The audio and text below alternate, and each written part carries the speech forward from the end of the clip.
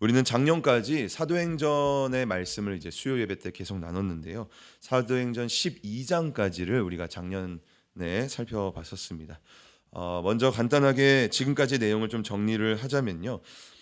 첫 번째는 사도행전 1장에서 7장까지의 내용으로, 이 내용은 이제 초대교회의 부흥과 성장에 대한 그러한 내용을 담고 있습니다. 오순절날 성령님이 성도들에게 임재하게 되고, 그것으로 인해 예루살렘 교회가 시작이 되고, 그리고 베드로가 설교할 때 수천 명이 주님 앞에 회심하는 그러한 일들도 일어나고, 그리고 모든 교회가 한 마음 한 뜻이 돼서 서로의 것을 공유하면서 힘써 모이기를 즐거워하는 그러한 교회가 1장에서 7장까지의 그러한 내용입니다.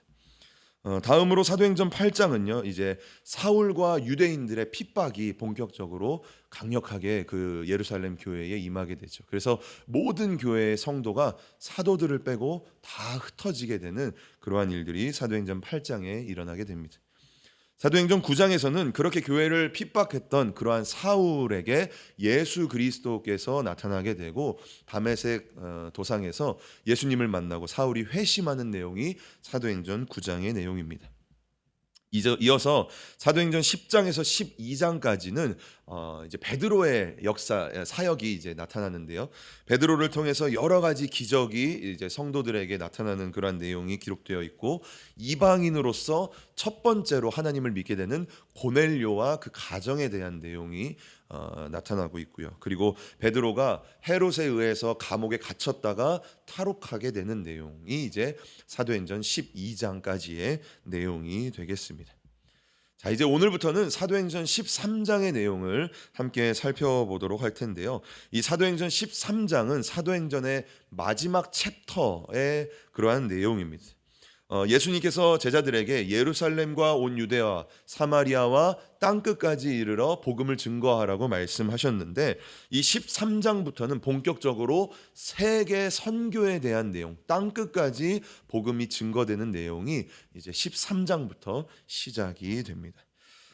사도 바울을 필두로 해서 그러한 이야기들이 시작이 되는데요.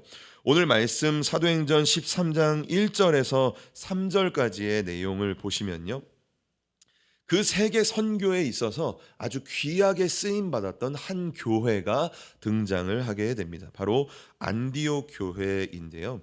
이 안디옥 교회는 앞으로 있을 세계 선교의 중심이 되는, 선교의 기지가 되는 그러한 복된 교회가 됩니다.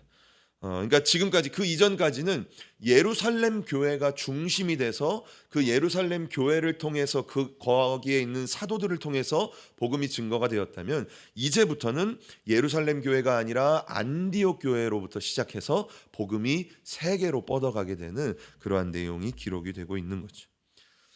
안디옥 교회가 어떻게 그렇게 하나님께 쓰임받는 교회가 되었는가, 오늘 그 내용을 함께 살펴보도록 할 텐데요. 하나님이 왜 안디옥 교회를 선택하셨고 왜 안디옥 교회를 통해서 일을 하셨는지 세 가지의 모습을 함께 살펴보겠습니다. 첫 번째 내용은요, 안디옥 교회가 하나 된 교회였다라는 것입니다. 이 안디옥 교회는 이전에 사도행전 11장에 등장했던 교회입니다. 우리 성도님들이 기억하실지 모르겠지만, 이 안디옥 교회는요, 이방인들에 의해서, 그러니까 유대인들이 아니라 이방인들에 의해서 세워졌던 첫 번째 교회였습니다. 그리고 그 소식을 들은 예루살렘 교회에서 바나바라는 사역자를 파송을 하게 되고, 그 바나바와 사울이 이 안디옥 교회에서 함께 사역을 하면서 부흥을 이끌고 교회를 성장을 시켰죠. 안디옥 교회 성도들은요, 처음으로 그리스도인이라는 그러한 호칭을 받게 된 교회였고요. 그리고 이 안디옥 교회를 통해서 예루살렘 교회가 재정적으로 힘들 때에 이 안디옥 교회가 물질적으로 그 예루살렘 교회를 도와주었던 그러한 형제 교회였다라는 것을 사도행전 11장이 이제 기록을 하고 있습니다. 그것까지가 이제 사도행전 11장에 나오는 안디옥 교회의 모습인데, 오늘은 이제 안디옥 교회의 새로운 모습들을 함께 살펴보겠습니다. 먼저 사도행전 13장 1절 말씀을 보면, 이 안디옥 교회는요, 다양한 사람들로 구성되어 있던 교회였다라는 것을 알 수 있는데, 우리 함께 사도행전 13장 1절에 나오는 사람들에 대해서 함께 좀 주목하면서 한 번 더 읽어보도록 하겠습니다. 함께 읽겠습니다. 안디옥 교회에 선지자들과 교사들이 있으니 곧 바나바와 니게르라 하는 시므온과 구레네 사람 루기오와 분봉왕 헤롯의 젖동생 마나엔과 및 사울이라. 아멘. 먼저 1절은 이렇게 시작을 합니다. 안디옥 교회에 선지자들과 교사가 있었다라고 말하고 있어요. 여기서 말하는 선지자라는 것은 하나님의 말씀을 받아서 그 말씀을 증거하고 선포하는 사람, 지금으로 따지면 목사님들, 강도사님들을 의미하는 것이죠. 그리고 두 번째로 교사라는 사람들은요, 하나님의 말씀을 성도들에게 가르치고 그들에게 양육을 하는 사람을 교사다라고 이야기를 합니다. 한마디로 말하면 선지자와 교사라는 말은 안디옥 교회의 지도자 또는 리더들을 이야기를 하고 있는 것이에요. 그런데 오늘 그 지도자와 리더들을 1절에서 기록을 하고 있는데 몇 명이 총 기록되어 있습니까? 빨리 눈으로 한번 세어보시기 바랍니다. 몇 명이죠? 5명. 그렇죠? 5명이 오늘 이 안디옥 교회의 리더들이다, 지도자다라고 성경이 이야기를 하고 있습니다. 그런데 여기서 말하는 이 5명은요, 전부 다 심상치 않은 사람들이에요. 평범하지 않았던 사람들이다라는 것이죠. 한 명씩 간단하게 설명을 해드리자면요, 첫 번째는 어떤 사람입니까? 우리가 잘 알고 있는 바나바입니다. 바나바는 어떤 사람입니까? 그는요, 레위 지파 출신의 정통 유대인이었습니다. 그리고 안디옥 교회의 초기 멤버로서 안디옥 교회를 부흥으로 이끌었던 그러한 지도자였죠. 그리고 사람들을 권면하고 사람들을 세우는 데에 아주 탁월한 능력이 있는 그러한 사역자였습니다. 그 사람이 바나바였고요. 바나바는 이제 우리가 좀 알고 있죠. 그 다음부터는 이제 조금 잘 우리가 모르는 사람이에요. 두 번째 사람은 누굽니까? 니게르라 하는 시므온이다라고 말하고 있습니다. 이 시므온에 대한 내용은 성경에 구체적인 내용이 없습니다. 그런데 무엇을 통해 이 사람에 대한 힌트를 알 수 있냐면, 이 앞에 있는 이 사람의 이름은 시므온인데 그 앞에 뭐라고 말합니까? 니게르라 하는 시므온이라고 말하고 있어요. 니게르라는 것은요, 라틴어인데요, 라틴어로 검은 또는 흑색의 또는 어두운이라는 뜻이 있습니다. 한마디로 말하면요, 이 시므온이라는 사람의 얼굴은요, 어둡다라는 거예요. 흑색이다라는 거예요. 검다라는 거예요. 그럼 이 사람은 어떤 사람인 거예요? 흑인이죠. 그렇죠? 우리는 황인이죠. 백인도 있고 흑인이 있는 거예요. 근데 이 시므온이라는 사람은요, 흑인이다라는 것이에요. 그래서 이 내용을 보고 어떤 학자들은 이 시몬이라는 사람이 예수님의 십자가를 대신 지었던, 우리가 이름이 뭐죠? 구레네 시몬이다라고 말하죠. 근데 이 구레네, 왜 그렇게 학자들이 얘기를 하냐면, 이 구레네라는 지역이 보시면 잘 이제 이 동그라미 친 부분이 구레네인데, 이 구레네라는 지역이 어디냐면요, 북아프리카 지역이에요. 아프리카 사람들이에요. 그러니까 흑인들이라는 거죠. 그렇기 때문에 학자들은 이 니게르라는 시므온이 구레네 시몬이 아닐까. 그래서 그 구레네 시몬이 예수님을 믿고 이 안디옥 교회의 중추적인 인물이 되지 않았을까라고 이제 생각하는 분들도 있습니다. 어찌되었던 이 니게르라 하는 시므온은 흑인임에도 불구하고 안디옥 교회의 리더였다, 교사와 선지자였다라는 것을 성경이 기록을 하고 있습니다. 그리고 세 번째 사람은 누구입니까? 구레네 사람 루기오다라고 말하고 있어요. 우리가 방금 말했죠. 구레네 사람은 누구입니까? 북아프리카 지역. 이 루기오라는 사람도요, 흑인이었다라는 것을 우리가 알 수가 있어요. 과거에 보면요, 유럽과 미국의 흑인들은 어떠한 계급의 사람들이었습니까? 귀족들이었나요? 아니면 노예였나요? 대부분 노예처럼 많이 살았죠. 이 사도행전 시대에도요, 이 흑인들은 거의 노예 출신이거나 아니면 노예에서 해방된 사람들이 많았다라는 거예요. 그냥 여기에 나오는 이 시므온이나 루기오라는 사람은 정확하게 알 수는 없지만 대충 이제 추정해 보자면 그러한 조금 노예 출신, 그러한 사람이지 않았을까라고 우리가 생각하고 있습니다. 그래서 유대인들이 이방인들을 참 싫어했는데 특히나 이 흑인들을 보면 굉장히 경멸하고 아주 증오했다라는 것을 알 수가 있어요. 그런데 오늘 이 안디옥 교회를 보면 어떻습니까? 이 흑인들이 교회의 리더였다라는 거예요. 지도자였다라는 거죠. 유대인들에게는 상상도 못할 일이 이 안디옥 교회에 이루어지고 있다라는 것입니다. 자, 그리고 이제 네 번째 사람을 함께 살펴볼 텐데, 이 안디옥 교회의 네 번째 리더는 누구입니까? 분봉왕 헤롯의 젖동생 마나엔이다라고 말하고 있습니다. 여기서 말하는 분봉왕 헤롯이라고 하면 우리가 조금 들어보지 않았습니까? 이 헤롯 왕, 그렇죠? 우리가 잘 알고 있는 그 헤롯이 이 헤롯이 맞습니다. 사도행전 12장에서 야고보를 순교하게 만들고 베드로를 감옥에 가뒀던 사람이 이 헤롯 왕인 것이죠. 그런데 이 마나인이란 사람이 그 헤롯의 젖동생이다라고 말하고 있어요. 이 젖동생이라는 것은 유모의 젖을 같이 먹고 자란 사람을 젖동생이다라고 말해요. 그래서 원어로 보면요, 이 부분을 함께 양육받은 사람이라고 말하고 있습니다. 쉽게 말하면 이 마나엔이라는 사람은요, 어디 출신인 거예요? 귀족 출신 또는 왕족 출신의 사람이 이 마나엔이고, 이 마나엔은 헤롯과 함께 자랐던 사람이 이 마나엔이라는 것을 우리가 힌트를 얻을 수 있는 것이죠. 그런데 그 사람이 오늘 안디옥 교회의 리더였다, 지도자였다라는 것을 알 수가 있습니다.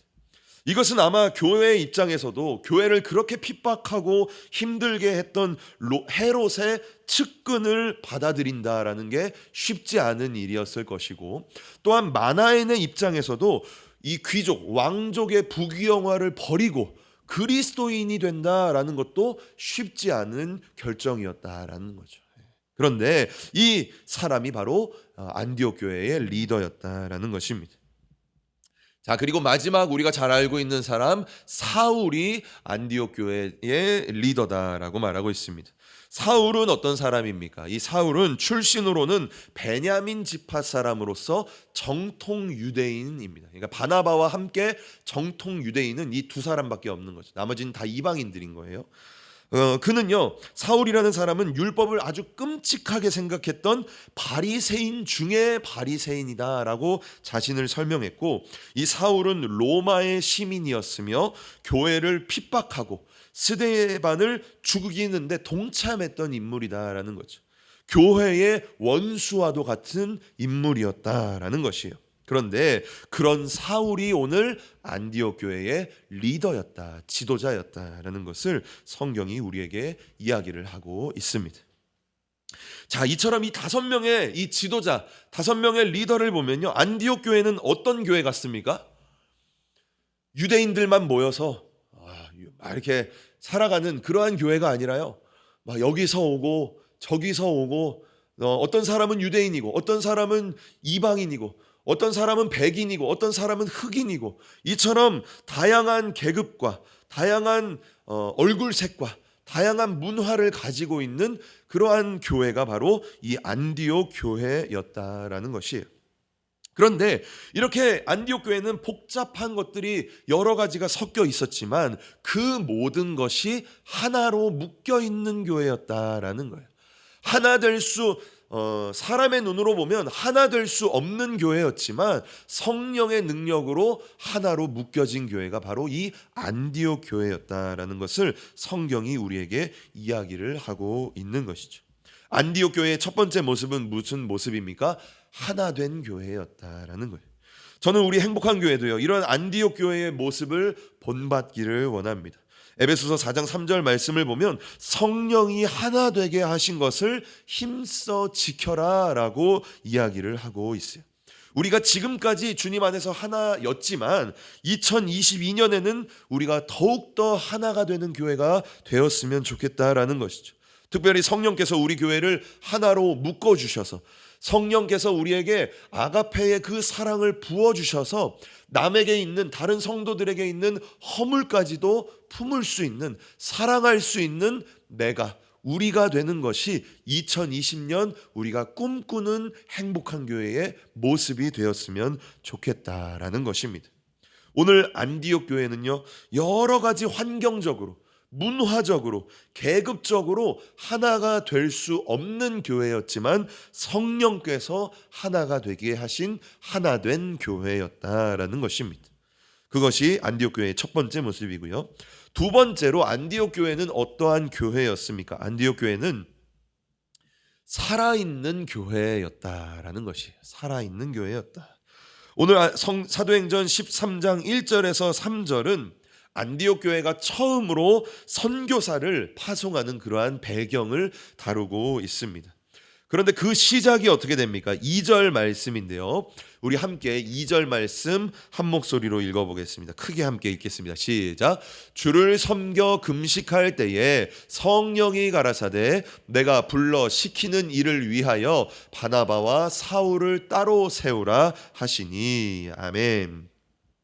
이들이 이 안디옥 교회가 선교사를 파송하게 된 것은요, 사람의 계획이나 구상이 아니었다라는 거예요. 당회가 모집되어서 우리가 선교사를 파송합시다 이렇게 시작된 것이 아니었다라는 거죠. 그 시작이 무엇입니까? 성령께서 그들에게 말씀하셨다라는 것이, 그것이 안디옥 교회의 선교의 시작점이었다라는 것이죠. 그런데 언제 성령께서 그들에게 말씀을 하셨습니까? 2절 서두를 보면 성도들이 주를 섬겨 금식할 때에 성령이 말씀하셨다라고 말하고 있습니다. 여기서 주를 섬기다라는 원어적인 뜻은요, 주님께 예배드리다라는 의미가 담겨져 있어요. 안디옥 교회 성도들이 뜨겁게 하나님께 예배하면서 금식할 때에 성령께서 안디옥 교회에게 새로운 일을 시작하셨다라는 것입니다. 또한 안디옥 교회는요, 그렇게 선교사를 준비하고 파송하는 데에 있어서도요, 그 중심이 무엇이었습니까? 금식과 기도였다라는 것이에요. 3절 말씀도 보면 이렇게 말합니다. 이에 금식하며 기도하고 라고 말하고 있어요. 이 안디옥 교회는요, 살아있는 교회였어요. 어떤 부분이 살아있었습니까? 영적으로 살아있는 교회였다라는 것이.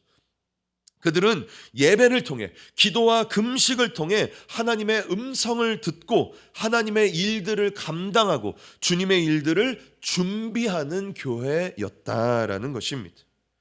역대하 16장 9절 말씀을 보면 이렇게 말합니다. 우리 함께 9절 말씀 함께 읽어보겠습니다. 시작. 여호와의 눈은 온 땅을 두루 감찰하사 전심으로 자기에게 향하는 자들을 위하여 능력을 베푸시나니. 아멘. 하나님은요, 예배를 통해, 기도와 금식을 통해 전심으로 하나님을 향하는 자들, 이 부분을요, 세번역에서는 이렇게 말합니다. 전심전력으로 주님께 매달리는 자들, 이렇게 말합니다. 더 와닿는 것 같아요. 그런 사람들을 주님은 뭐 하고 계신다? 찾고 계신다라고 말하고 있는 거예요. 이 말씀은요, 오늘 이 시대에도 동일하게 적용이 되고 있는 거예요. 하나님은요, 지금도 이 나라 가운데, 온 세계 가운데 하나님께 전심전력으로 매달리는 자들, 하나님을 바라고 하나님을 향하는 교회를 찾고 계신다라고 말하는 거예요. 온 땅을 두루 감찰하시고 계신다라는 거죠. 중요한 것은 무엇입니까? 이 시대 가운데 누가 그렇게 주님께 매달리겠느냐라는 거예요. 이 시대 가운데 어떤 성도가 그렇게 주님께 전심전력으로 매달리느냐, 이것이 우리에게 중요한 것이다. 그리고 그러한 성도를, 그러한 교회를 하나님은 찾고 계신다라는 것이지. 오늘 안디옥 교회는요, 살아있는 교회였습니다. 예배를 통해, 기도와 금식을 통해 영적으로 살아있는 교회였다라는 거죠. 영적인 생명력이 느껴지는 교회였다라는 거예요. 제가 이렇게 교회를 돌아다니다 보면요, 건물도 크고 사람도 많아요. 그런데요, 죽어 있는 것 같은 교회가 있어요. 정말 안타깝지만 그러한 교회가 있더라고요. 뭔가 굉장히 화려하고 멋있는데, 예배도 훌륭해요. 성가대도 너무 아름다워요. 그런데 생명력이 느껴지지 않아요. 성도들을 보면요, 에너지가 느껴지지 않아요. 성도님들의 얼굴을 이렇게 보면요, 이게 그런 거예요. 안타까운 거예요. 그런데 반면 어떤 교회는요, 건물도 작고 사람도 별로 없어요. 그런데 그 안에 주님의 생명력이 느껴지는 거예요. 막 예배를 드리는데 막 예배의 힘이 느껴져요. 막 찌릿찌릿한 것이 막 느껴지는 그러한 교회가 있다라는 거죠. 그런데 그 차이가 무엇인지 아십니까? 예배다라는 거예요. 예배가 살아있는 교회는요, 힘이 넘칩니다. 에너지가 있습니다. 막 교회가 활기차고 성도들의 얼굴을 보면요, 생기가 돈다라는 거예요. 그런데 예배가 죽으면요, 기도가 죽고 찬양이 죽으면요, 교회가 아무리 크고 화려하다 할지라도, 아무리 멋진 프로그램으로 꾸며져 있다 할지라도 그 안에 생명이 느껴지지 않는다라는 거죠. 그곳에서는 성령님이 일하실 수 없다라는 것입니다. 저는요, 우리 행복한 교회가 두 번째로 우리 안디옥 교회와 같이 살아있는 교회가 되기를 소망합니다. 우리가 전심전력으로 하나님께 매달리는 교회, 우리가 기도와 찬양과 금식으로 하나님께 예배하는 교회가 되었으면 좋겠다라는 것이죠.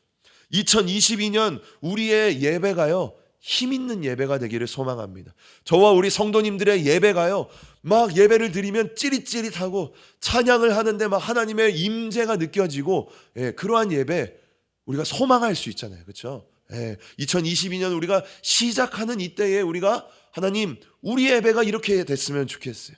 우리가 뭐 사람이 많고 적음을 떠나서 우리의 예배가 하나님께 전심전력으로 나아가는 주님이 찾는 예배가 되었으면 좋겠다라는 것을 소망하게 된다라는 것이죠. 오늘 안디옥 교회는요, 살아있는 교회였습니다. 예배를 통해, 기도와 금식을 통해 영적으로 살아있는 교회가 안디옥 교회였습니다.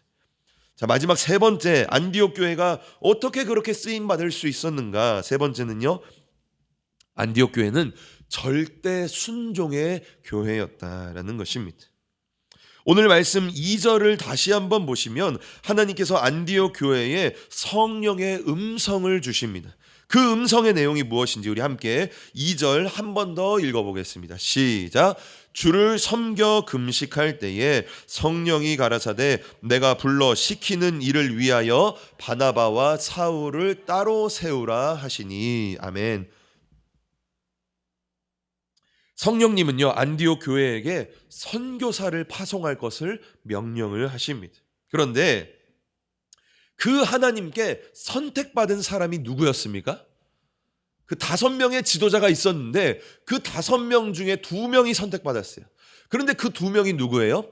바나바와 사울이었다. 그 두 사람을 따로 세워라, 구별해라 라고 하나님이 말씀을 하시는 거죠. 바나바와 사울은요, 우리가 아는 것처럼 안디옥 교회의 중심이 되는 사역자였습니다. 바나바는 어떤 사람이었습니까? 바나바는요, 안디옥 교회 초창기에, 안디옥 교회가 시작될 때에 안디옥 교회를 이끌고 교회의 부흥을 주도했던 인물이 바로 이 바나바였다라는 것이.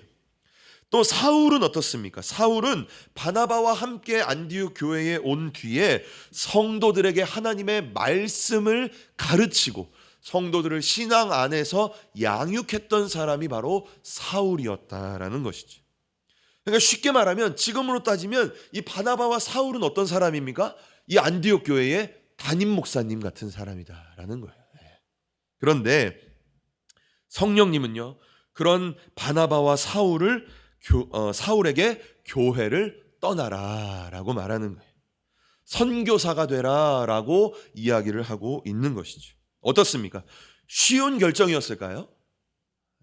한번 생각해 보세요. 오늘 기도하는데, 주일날, 금요일날 기도하는데 성령님이 우리의 마음 가운데 목사님을 선교사로 보내라라고 막 감동을 주셔요. 그럼 아멘 할 수 있을까요? 우리가 쉽게? 쉽지 않죠. 아마 떠나는 사람도 또는 남아있는 사람에게도요, 순종하기 쉽지 않은 결정이다라는 거예요. 막 교회가 부흥 성장하고 있는데 담임 목사님을 떠나라고 말한다니, 쉽지 않은 거지. 그래서 그들은요, 이 2절에서 성령님이 말씀하셨잖아요. 그런데 그 음성을 들은 다음에 3절을 보면 또다시 금식하고 기도했다라는 거예요. 하나님의 말씀을 분별하려고, 그 성령의 음성을 구체적으로 알기 위해서 기도했다라는 거죠. 쉽지 않은 결정이었다라는 것입니다. 우리 한국 교회에도요, 이러한 안디옥 교회와 같은 사례가 있습니다. 이동원 목사님, 우리 성도님이 아실지 모르겠는데 이동원 목사님으로 잘 알려진 지구촌 교회라는 곳이 있습니다. 네, 알고 계시죠? 이동원 목사님이 65세에 조기 은퇴하신 후에 2011년부터 2대 담임 목사님으로 진재혁 목사님이라는 분이 부임을 하셨습니다. 이분이요, 8년 동안 이제 지구촌 교회를 잘 섬기고 또 다른 지구촌 교회의 한 단계의 성장을 이 담임 목사님이 잘 열심히 그 책임을 잘 감당하셨어요. 그런데 불현듯 이 진재영 목사님이요, 하나님의 부르심을 받고 아프리카 케냐 선교사로 떠나겠습니다라고 선포를 하게 됩니다. 어땠을까요? 결정이 쉬웠을까요? 수만 명이나 되는 그러한 성도들을 두고 교회를 떠나는 것이 아마 피차간에 쉽지 않은 결정이었을 것입니다. 교회는요, 몇 개월 동안 그 기도 제목을 가지고 기도하고 하나님께 부르짖고 막 금식하고 그러한 기간을 가지고요, 결국 성령의 음성에 순종하고 그 담임 목사님을 케냐 선교사로 그 늦은 나이에 파송을 하는 것을 제가 보게 되었습니다. 오늘 안디옥 교회는요, 성령의 음성에 절대 순종하는 교회였다라는 것이, 사울과 바나바를 파송하라라는 것은요, 그 교회에서 가장 좋은 것을 포기해라라는 것이에요. 그 안디옥 교회에서 가장 좋은 것을 하나님께 내어드려라라는 그러한 결정과 같다라는 것입니다. 어떻습니까? 저와 우리 성도님들은 이런 순종할 수 있습니까? 우리 성도님들에게 있는, 나에게 있는 가장 좋은 것을 하나님을 위해 포기하라고 말씀하셔요. 오늘 그러면 하나님께 드리라고 말씀하셔요. 우리 성도님들에게 있는 가장 좋은 거 하나님께 드리래요. 어떻습니까? 순종할 수 있을까요? 우리 교회는 이 안디옥 교회와 같은 순종을 할 수 있을까요? 하지만 안디옥 교회는요, 기도와 금식으로 하나님의 뜻을 분별한 후에 이 기둥과도 같은 바울과 바나바를 파송을 하게 됩니다. 기쁨으로 하나님에게 보내게 된다라는 거죠. 참으로 순종의 아름다움이 있는 교회다라고 말할 수가 있습니다. 안디옥 교회는요, 하나님의 말씀에 절대 순종하는 교회였습니다. 그리고 그 순종을 통해 하나님의 세계 선교라는 일에 안디옥 교회는 쓰임을 받게 되었습니다. 저는요, 우리 행복한 교회도 이러한 안디옥 교회와 같은 순종하는 교회가 되었으면 좋겠습니다. 2022년 하나님께서 나에게 또는 우리 교회에게 무엇을 말씀하시더라도, 그렇죠? 나에게, 우리 성도님들에게, 그리고 우리 행복한 교회에게 무엇을 말씀하시더라도 우리가 아멘으로, 기도와 금식으로 그것을 순종해서 하나님의 일에 우리가 귀하게 쓰임받는 교회가 되기를 소망한다라는 것이죠.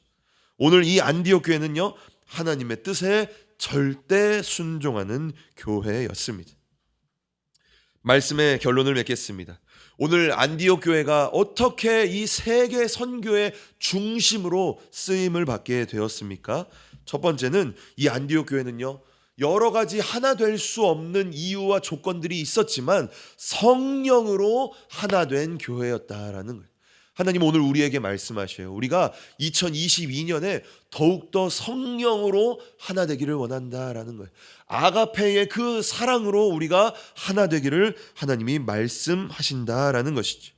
그리고 두 번째, 안디옥 교회가 어떻게 그렇게 쓰임 받았습니까? 안디옥 교회는요, 영적으로 살아있는 교회였습니다. 그들은 예배를 통해, 기도와 금식을 통해 하나님의 생명이 넘치는, 성도들의 얼굴에 하나님의 생기가 넘쳐나는 그러한 교회였다라는 것입니다. 우리 행복한 교회도 이러한 영적으로 살아있는 교회가 되기를 소망한다라는 거죠. 세 번째는요, 안디옥 교회가 어떻게 그렇게 주님께 쓰임 받았습니까? 그들은요, 절대 순종의 교회였습니다. 성령의 음성에 민감하게 반응하고 하나님의 그 말씀에 절대 순종함으로 가장 좋은 것을 하나님께 드리는 교회가 바로 이 안디옥 교회였다. 그러므로 인해 하나님의 사역에 귀하게 쓰임 받는 교회가 되었다라는 것입니다. 저는 오늘 새해 첫 번째 수요 예배를 우리가 다 함께 드리면서 우리 행복한 교회도 이러한 안디옥 교회의 모습을 본받기를 원한다라는 거예요. 그래서 2022년 하나님께 귀하게 쓰임 받는 우리 행복한 교회가 되었으면 좋겠다라는 것입니다. 안디옥 교회는 어떤 교회? 우리 행복한 교회는 어떠한 교회가 되어야 됩니까? 성령으로 하나 된 교회, 영적으로 살아있는 교회, 절대 순종의 교회가 되었으면 좋겠다라는 겁니다. 행복한 교회가 이러한 교회가 되어서 2022년 하나님의 놀라운 그 새 일에 우리 교회가 동참하고 하나님께 귀하게 쓰임받고, 더 나아가 저와 우리 모든 성도님들도 그 사역을 함께 감당함으로 말미암아 하나님의 놀라운 복을 받아 누릴 수 있게 되기를, 그러한 복된 2022년이 될 수 있기를 주님의 이름으로 간절히 축복합니다.